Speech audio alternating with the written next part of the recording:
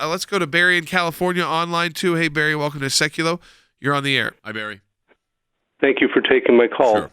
I've been audited 10 years by the IRS, 7 consecutive years for my donations to Christian charities, even though each audit has concluded in that I have not underpaid my taxes by even 1 cent. Let me ask you a question, Barry, and because I've heard this I know this has happened before to people. So was it one particular group you were donating to that you think was the kind of the target of this audit? No. It was just you had general contributions to Christian organizations? Correct. And then you're dealing with the IRS. I'm not meaning to cross-examine you here. And you're dealing with the IRS. When you raised this, did they say the basis of our audit was because of these donations? Yes, they did. And I even asked them why are they continuing to audit me for the same thing that they have found that I had not underpaid. And what was their answer to that? They just, I don't recall. It was in a room with an auditor. Yeah. And it was just kind of a... Were you represented by counsel? No, just by CPAs, and eventually I just started representing myself. Yeah, I mean, are you having one currently going on, or is it stopped? No, I just finished the 10th one. It took about 18, 20 months to finish. And did it only focus, I sound like I'm cross-examining, did it only focus on the charitable contributions, or were there other issues on your return they were looking at? Well, what I've noticed is they note the Christian charity donations, but then they list other items. Yep. Once they exhaust trying to find any discrepancies in my donations, and they tried... Yeah, it sounds like they're using the donations as the trigger to commence the audit. So here's what I can't give you general legal advice, obviously, over the phone, but you really should get a lawyer. And here's why, Barry. At that point, and especially when you've had what's considered, when you say you don't even owe one more dime, it's considered a no change. You get a no change letter. That point is harassment. And there is an inspector general's office, TIGTA, inside the Internal Revenue Service, Treasury. And there's also an advocate office inside the IRS. And I would get your CPA or your lawyer to contact them.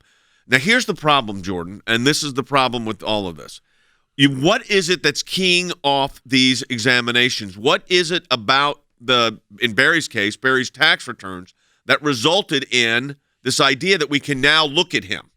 And then when you see the legend in this particular one that Liberty Institute handled, and we know in our case that we filed in federal court, we do know it's be on the lookout, BOLO.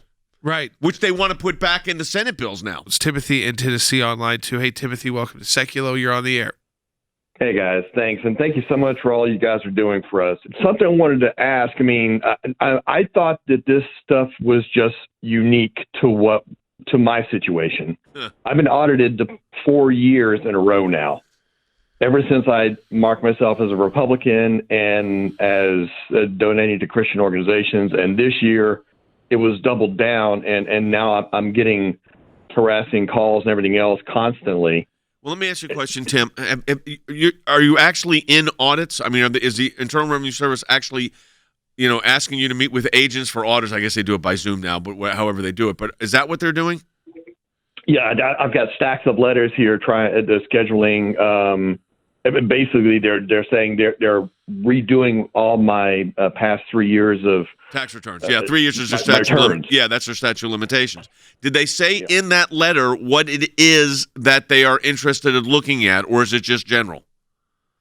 Well, no, there was a specific list of things that they were pulling up about my donations, and then then they started going into other things that they started pulling up. But let me ask you about the donations issue. I'm focusing on that because I want, this is why we do this radio broadcast, and it's exactly what happened in the Tea Party cases. We started getting these calls. Are they asking, about the donations, are they asking you specifics?